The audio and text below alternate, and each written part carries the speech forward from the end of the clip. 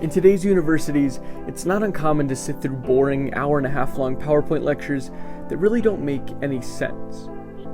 Then, in sitting down to try the massive 10-page homework assignment, we realized that none of these problems seem even close to what was discussed in class. We're put into a bind, and this, combined with the ever-rising cost of enrollment, extinguishes the flame of curiosity. This obviously isn't how education should be. College is supposed to be the best 4 years of our lives, a time when we finally get to go out into the world and pursue our dreams with fearless persistence and indomitable determination.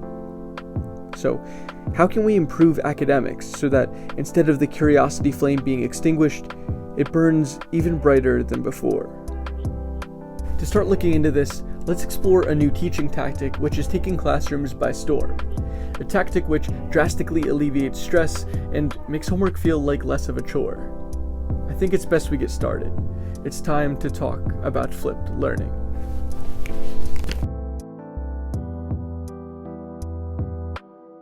In the mid-2000s, the phrase flipped learning was popularized by chemistry teachers John Bergman and Aaron Sams. In a flipped learning environment, the lectures and practice problems are flipped.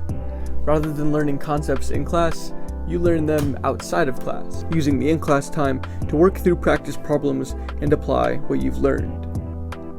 This teaching style bridges the gap between lectures and homework, so you spend less time at home scratching your head, getting more confused by the minute. Just imagine a class where your homework is to watch a 10 to 20 minute long video discussing the concepts that you will be applying in the next class. During that video, you jot down notes, circling anything that you have questions on.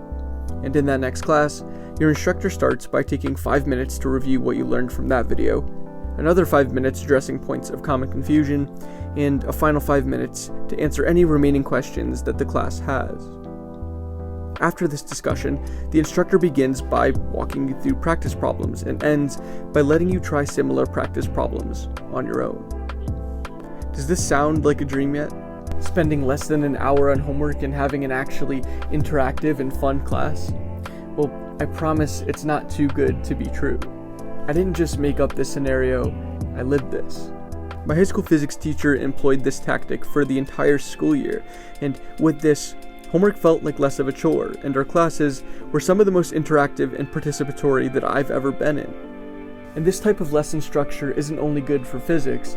This can be very beneficial to a lot of students in many different fields of study. While the research is in its infancy, the results are already showing that there are measurable improvements in student and teacher motivation, increased attendance in class, and better grades as a result of using a flipped classroom.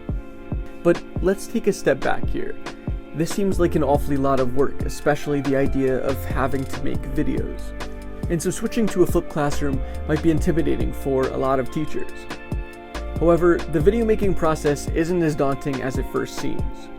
Let me show you how any teacher could go about setting these videos up.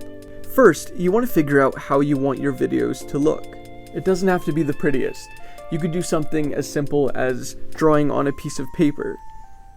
You could also switch to a whiteboard, or if you want something a little fancier, you could try a setup like this, along with a screen recording on some kind of tablet. Once you have your setup down, you can really just follow your lesson plan, making modifications as you see fit. After that, you can take the footage into the editor of your choice and edit away any mistakes you made.